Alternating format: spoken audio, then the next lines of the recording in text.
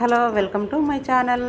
మీ దగ్గర sweet potato పచ్చి కొబ్బరి ఉందా అండి? ఖచ్చితంగా ఈ రెసిపీ చేసి చూడండి. పిల్లలు పెద్దలు అందరూ ఇష్టంగా తినేస్తారు. గడ్డ కూరల్లోనే ఇష్టంగా తినేది ఈ స్వీట్ పొటాటో. చిన్న పిల్లల నుంచి పెద్దవాళ్ళ వరకు ఇష్టంగా తింటారు. షుగర్ ఉన్న వాళ్ళు కూడా దీన్ని తినొచ్చు అని చెప్తున్నారండి. చాలా ఈజీ అండి. జస్ట్ ఒక 10 నిమిషాల్లోనే దీన్ని తయారు చేసేయచ్చు. ఈ రెసిపీ కోసం 1-2 స్వీట్ పొటాటో తీసుకుంటే సరిపోతుంది. దీనిపైన ఉన్న ఈ తోలునంతా ఫిలప్ చేసేసుకోవాలి. నేను మీడియం సైజు ఉన్న 2 స్వీట్ పొటాటో తీసుకున్నాను. ఇలా చిన్న ముక్కలుగా కట్ చేసుకోవాలి. ఇలా సన్నగా కోసుకున్న గెన్స్గడ్డనంతా మిక్సీ పట్టుకోవాలి. మొత్తం మిక్సీ గిన్నెలో వేసుకొని ఇందులోనే పచ్చి కొబ్బరి కూడా వేసుకోవాలి. 2 ఇలాచి. చూడండి, బరకగా మిక్సీ పట్టుకున్నాను. ఇందులోకి ఇప్పుడు కొంచెం వాటర్ వేసుకొని మిక్సీ పట్టుకోవాలి. అలానే ఎక్కువ వేసుకోకండి. ఇప్పుడు ఇందులోకి జాగరీ వేసుకుంటున్నాను, 2 స్పూన్లు. మీరు స్వీట్ ఎక్కువ కావాలనుకుంటే ఎక్కువగా వేసుకోండి. ఈ గెన్స్గడ్డలోనే స్వీట్ కొంచెం ఉంటుంది.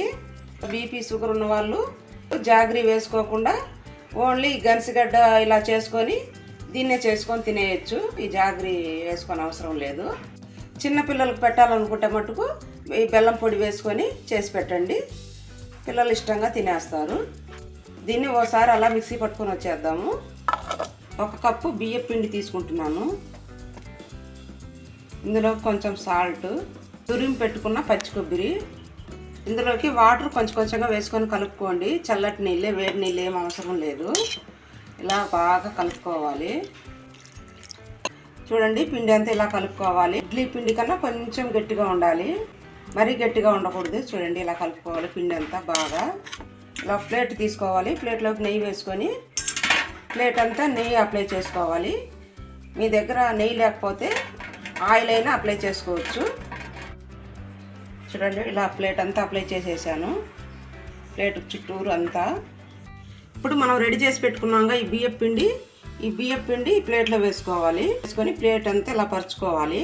చేతితో కూడా పరుచుకోవచ్చు, చేయంతా పిండి అంటుకుంటుంది కదా, అందుకని ఇదే గరిటెతో ఇలా ప్లేట్ అంతా పరుచుకుంటున్నాను. ఇలా పలుచగా ప్లేట్ అంతా పరుచుకోవాలి.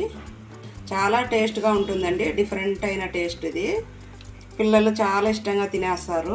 పిల్లలే కాదు, పెద్దవాళ్ళు అందరూ తినేస్తారు అండి. ఇలా అంతా ప్లేట్ అంతా ఇలా. దీన్ని ఇడ్లీ ప్లేటు ఇలా బోర్లు ఇచ్చేయాలి. దీని మీద పెట్టేసుకొని 1 నిమిషం ఉడకనిస్తే సరిపోతుంది. తర్వాత చూపిస్తాను. చూడండి 1 నిమిషం అయింది, చూద్దాము. చూడండి, నిమిషం అయింది, ఉడికింది బాగా.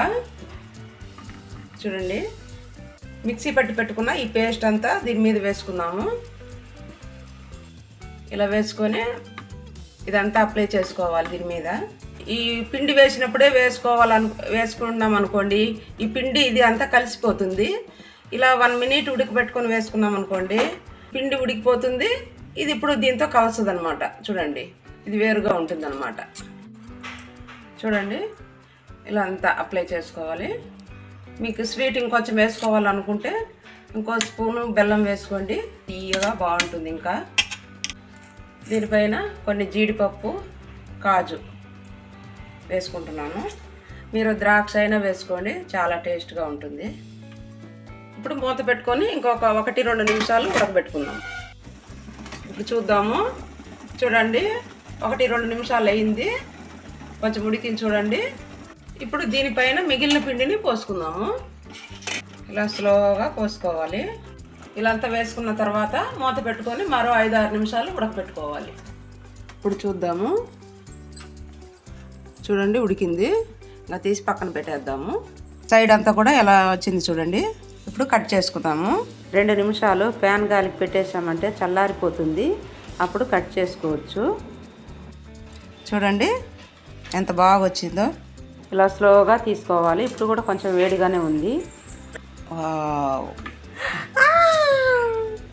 చూడండి, ఇలా అంతా కట్ చేసుకొని వేరొక ప్లేట్లో పెట్టుకోవాలి. దిల్ పసంద్లా ఉంది మమ్మీ. అవును, దిల్ పసంద్ లాగా ఉంది. చూడండి,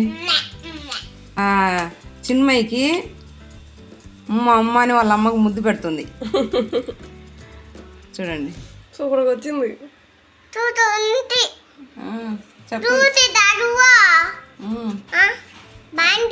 ఎలా ఉంది నాన్న? బాగుంది. పిల్లలు అయితే చాలా ఇష్టంగా తినేస్తారు. మీకు నచ్చినట్లుగా కట్ చేసుకోండి. నేను ఈ యాంగిల్లో ఇలా కట్ చేసుకుంటున్నాను. దీన్ని మనం స్నాక్స్ గాను మార్నింగ్ టిఫిన్ గాను తినొచ్చు. ఇడ్లీ దోశ తిని బోర్ కొట్టిందంటే దీన్ని టిఫిన్ లాగా కూడా చేసుకొని తినొచ్చు. ముఖ్యంగా గమనించవలసిన విషయం పిండి కలిపే విధానం. పిండిని గట్టిగా మిక్స్ చేసి పెట్టారంటే వైట్ కలర్ ఉన్న లేయర్ గట్టిగా వస్తుంది. అదే లూజ్ గా మిక్స్ చేసి పెట్టారంటే వైట్ కలర్ ఉన్న లేయర్ బాగా స్మూత్ గా వస్తుంది. పిల్లలకి ఇలా చేసి పెట్టారనుకోండి చాలా ఇష్టంగా తినేస్తారు. కట్ చేసినాక ప్లేట్ ను చూడండి ఎంత క్లీన్ గా ఉందో. ప్లేట్ కి ఏం ఖర్చుకోలేదు. మనం చేతిలో తీసి చూడగానే తినేయాలనిపిస్తుంది. అంత బాగుంటుంది. ఎక్కువ కష్టపడిన అవసరం లేదు. ఈజీగా చేసేయచ్చు.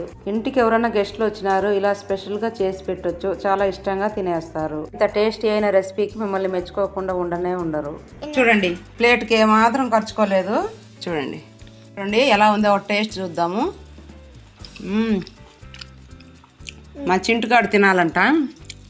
ఎలా ఉంది నాన్న చెప్పు? బాగుందా?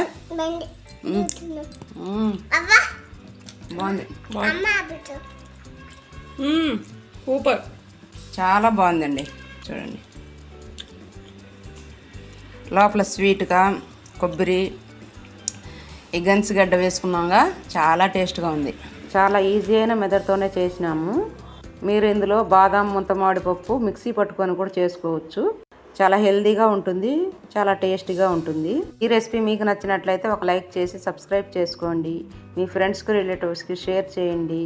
Thank you for watching.